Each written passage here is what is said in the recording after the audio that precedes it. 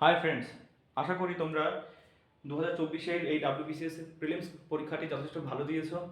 তোমরা হয়তো আনসার কি মিলিয়েও নিয়েছো বিভিন্ন ইন্টারনেট প্ল্যাটফর্ম থেকে, সোশ্যাল মিডিয়া থেকে বা ইউটিউব থেকে বা চ্যাট জিপিটি থেকে। তো আমি এক্সপেক্ট করছি যে তোমরা যথেষ্ট ভালো স্কোরে আছো। তো সেই ভালো স্কোরটা কি সেটা নিয়ে আমরা এখন আলোচনা করব। তার আগে আমি আমার পরিচয় দিচ্ছি। আমি সুব্রত মণ্ডল। 2024-এর UPSC combined geo scientist examination qualify করে তারপর এখন আমি জিও সায়েন্টিস্ট। মাঝখানে আমি Hyderabad geo scientist training centre বা geological survey of India training ইনস্টিটিউটে আমি ট্রেনিং করে আসছি। এখন আমি জিওলজিক্যাল সার্ভে অফ ইন্ডিয়া এর নর্দার্ন হেডকোয়ার্টার মানে নর্দার্ন রিজিওনাল হেডকোয়ার্টারে আমি পোস্টেড আছি আমি, ঠিক আছে? তো আমি একসময় তো চাকরি পরীক্ষা দিয়েছিলাম, তো সেই সুবাদে আমি আমার তো একটা এক্সপিরিয়েন্স আছে কি করে কোন পরীক্ষায় কিরকম কাট যেতে পারে সেই নিয়ে আমি একটা আলোচনা করার জন্য, ঠিক আছে? প্রথমে আসি যে যে প্রশ্নটা আসলে কেমন ছিল, ইজি মডারেট বা হাই ডিফিকাল্টি লেভেল। আচ্ছা, ইজি কোনটাকে বলে? যদি প্রিভিয়াস ইয়ার কোয়েশ্চেন পেপারগুলো সেটা ডাব্লিউবিসিএস মেইনস বা প্রিলিমসের যেসব প্রশ্নগুলো আছে সেগুলো যদি রিপিট হয় প্রচুর পরিমাণে, তখন সেই প্রশ্নটাকে বলবো ইজি প্রশ্ন। আর সঙ্গে যদি ওয়ান লাইনার হয়, ওয়ান লাইনার তো ডাব্লিউবিসিএস প্রিলিমসের পরীক্ষা তো বেশিরভাগগুলোই তো ওয়ান লাইনারই হয়। তো তারপরও যে সেটা কতটা মানে তোমার অ্যানালিসিস ওরিয়েন্টেড প্রশ্ন তার উপরে নির্ভর করে। যদি সেটা তোমার দিমাগ খাটিয়ে নিয়ে তারপর আনসার অ্যানালিসিস করে আনসার বার করতে হচ্ছে, তখন সেটা কিন্তু একটু ডিফিকাল্টি লেভেল বেশি হয়। যেমন আমি একটা ফর এক্সাম্পল আমি ম্যাথসের কথা বলি। এবারের ম্যাথসে লক্ষ্য করবে কিন্তু প্রবাবিলিটি থেকে অঙ্ক আসছে, পারমুটেশন অ্যান্ড কম্বিনেশন থেকে অঙ্ক আসছে। সাধারণত ডাব্লিউবিসিএস এর প্রিলিমস পরীক্ষাতে এই সব ধরনের অঙ্ক আসে না। এক দুটো যা 5-6টা প্রশ্ন যাই আসুক সেটা মেইনসে আসতো, সেটা কিন্তু এবার প্রিলিমসে চলে আসছে। তো এই দিক দিয়ে কিন্তু ম্যাথসের পেপারটাকে একটু ট্রিকি করে দিয়েছে। কিছু কিছু প্রশ্ন কিন্তু একটু ট্রিকি হয়েছে, মানে তোমাকে মাথা খাটিয়ে নিয়ে তোমাকে আনসার দেখে মনে হচ্ছে যে না, দুটো অপশন মধ্যে কারেক্ট হবে, তার মধ্যে কোনটা যে হয়। হ্যাঁ, এই প্রশ্নটা এরকমভাবে বললো, তাহলে আমি তো মনে হচ্ছে যে এই প্রশ্নটা আনসার এটা হয়, কোথাও দেখবে তোমার ভুলে যাচ্ছে। তো এইরকম টাইপের যদি প্রশ্ন হয় না, তাহলে একটু এটাকে ট্রিকি প্রশ্ন বলা হয়, তো এটাকে হার্ডই বলা চলে। আচ্ছা, তারপর কি জেনারেল সায়েন্সের। জেনারেল সায়েন্সের কিন্তু দেখবে ফিজিক্সের থেকে কিন্তু আগে মানে প্রশ্ন দিত থিওরি ওরিয়েন্টেড প্রশ্ন দিত। এখন আবার তোমাকে অঙ্ক করতে হচ্ছে, অঙ্কের আইডিয়া রাখছে যে সূত্র দিয়ে দেওয়া আছে, এবার তোমাকে মানে কি মান বসিয়ে বার করতে হচ্ছে। কিন্তু তাও নয়, আবার দেখবে একটা কম্পাঙ্কের মানে প্রশ্ন দেওয়া আছে 50 হার্টজের মতো, তো সেখানে তোমার এনার্জির পরিমাণ কত হবে, তো প্লাঙ্কের কনস্ট্যান্ট বসাতে হবে। আবার তোমাকে শূন্য মাধ্যমে আলোর গতিবেগ দিয়েও তো কনফিউজ করে দিচ্ছে। তো তোমাকে মনে হচ্ছে যে এইচ সি বাই ল্যামডা সূত্র খাটাবো না ডিরেক্টলি এইচ নিয়েও সূত্র খাটাবো, এইভাবে তোমাকে একটা কনফিউজ করার মতো মানে গিয়ে পরিবেশ তৈরি করে। সাধারণত এই সব প্রশ্নগুলো আমরা যখন সায়েন্স পড়ছিলাম ক্লাস 11-12 করেছিলাম, কিন্তু যারা সায়েন্স থেকে আর্টস ব্যাকগ্রাউন্ডের আছে আমার মনে হলো যে এই সায়েন্সের প্রশ্নগুলো মানে ডিল করা একটু তাদের কঠিন হতে পারে। তারপরে যেমন সিসিএল 4 মানে MCl4 দিয়ে একটা অঙ্ক দিয়েছে। হ্যাঁ, কেমিস্ট্রি থেকে বলে দিত আগের যে সব প্রশ্ন ডাব্লিউবিসিএস এর প্রশ্ন আসছে তাকে বলেও কি CO2 দেওয়া আছে না, এবার বার করে এটা আণবিক ভর কত আছে। হ্যাঁ, কিন্তু এবার দিয়েছে তোমাকে সিসিএল মানে কি MCl4 থেকে মান বসিয়ে নিয়ে M এর মান বার করে নিয়ে তারপরে MO2 এর মান বার করো।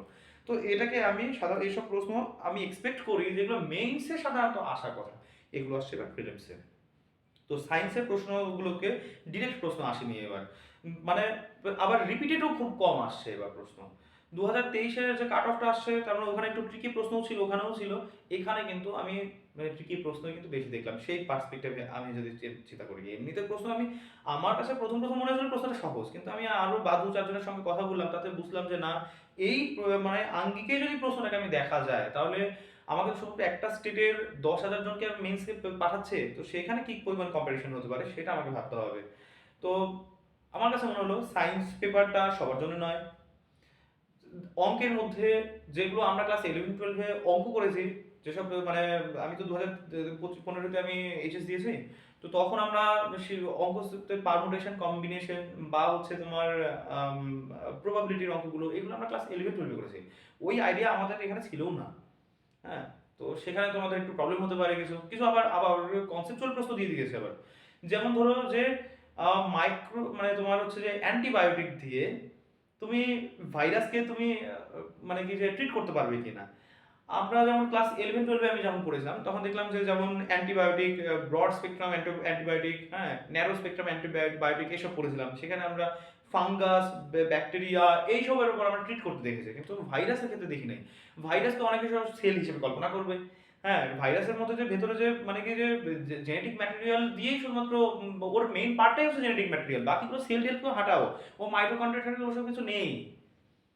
তো এইভাবে তোমাকে কিন্তু কনফিউজ করবে, তুমি ভাববে না তাহলে অ্যান্টিবায়োটিক তো ভিটামিন ভাইরাসের ক্ষেত্রে তো অ্যাপ্লিকেবল হতে পারে।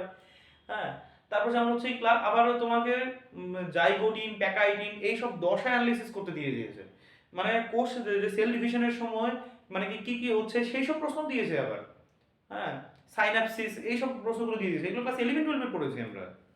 তো সেই ক্ষেত্রে যে 25 নাম্বার যে সায়েন্সের টিকেট প্রশ্ন, সেটাকে আমি একটু ট্রিকি বলছি, একটু হার্ডই বলবো আর্টস স্টুডেন্টদের জন্য বা কমার্স স্টুডেন্টদের জন্য। ইভেন সায়েন্সেরও কিন্তু অনেকে কিন্তু ডাব্লিউবিসিএস এর প্রিলিমসের জন্য কেউ মানে একেবারে ডিরেক্টলি ক্লাস 11-12 থেকে ছায়া প্রকাশনের বই অথবা এনসিইআরটি কিন্তু ওভাবে পড়ে না সচরাচর, ঠিক কি না? তারপর এবার আসি আমরা যে তাহলে কাট অফটা কত যেতে পারে, যেহেতু রিপিট হয়নি, হ্যাঁ, ডিরেক্ট প্রশ্ন হয়নি, আমার কাছে মনে হয় 2023-এর থেকেও এবার রিপিট প্রশ্ন কম হয়েছে এবং সেটাকে একটু প্রশ্নটাকে ঘুরিয়ে দিয়েছে। তো সেই ক্ষেত্রে আমি জেনারেল কাট অফটা আমি 95 থেকে 105 ধরলাম। 95 যাওয়ার সম্ভাবনা খুব কম, 105 যাওয়াটাই সম্ভাবনা একটু বেশি আছে। গতবার থেকে যদিও এবার প্রশ্ন একটু ট্রিকি আসে, তবুও আমার কাছে মনে হচ্ছে কাট অফটা 170 থেকে 105 যাওয়ার কথা, 95 যাওয়ার অত সম্ভাবনা নেই। ঠিক আছে, আমি 95 ধরে রাখলাম। তো এটার সঙ্গে তুমি ওবিসিও অ্যাড করে নিতে পারো, ওবিসি এবং জেনারেল কাট অফ মোটামুটি প্রায় এই রেঞ্জে থাকবে। আচ্ছা, এবার আসি আমরা তো এসসি আর হচ্ছে ইডব্লিউএস, এই কাট অফটা যেতে পারে 85 থেকে 95, আর এসটি এর কাট অফ যেতে পারে যে 75 থেকে 85 রেঞ্জে আসতে পারে। তো এই নাম্বারের উপর যদি তোমরা কেউ পেয়ে থাকো তাহলে মেইনসের প্রিপারেশন নাও। আমি একটা প্ল্যাটফর্ম বানিয়ে রেখেছি, আমার ফোন নাম্বার আমি দিয়ে দিচ্ছি, সেখানে আমি দিয়ে দিচ্ছি ডেসক্রিপশন বক্সে। তো তোমরা যদি কেউ মেইনসের প্রিপারেশন নিতে চাও আমার কাছে, তো প্রসিড করতে পারো, আমি ওয়েলকাম জানাচ্ছি। আমি যথেষ্ট ডিফিকাল্টি লেভেলের এবং মানে কি মানে প্ল্যান করে করে আমি হচ্ছে কি এমসিকিউ ডিজাইন করবো, সেগুলো আমি তোমাকে প্রোভাইড করবো, তোমার এক্সাম নেবো আমি। হ্যাঁ, তোমাকে প্ল্যান দিয়ে আমি আমি একটা মানে প্ল্যান ওয়াইজ তোমাকে আমি মানে কি যে গাইড করবো, ঠিক আছে?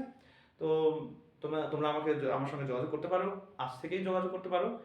আর আশা করছি তোমরা মেইনসের জন্য ভালো প্রিপারেশন নেবে, ভালো করে পড়াশোনা করবে। এই সেশনটা এখানেই শেষ হচ্ছে। All the best, by.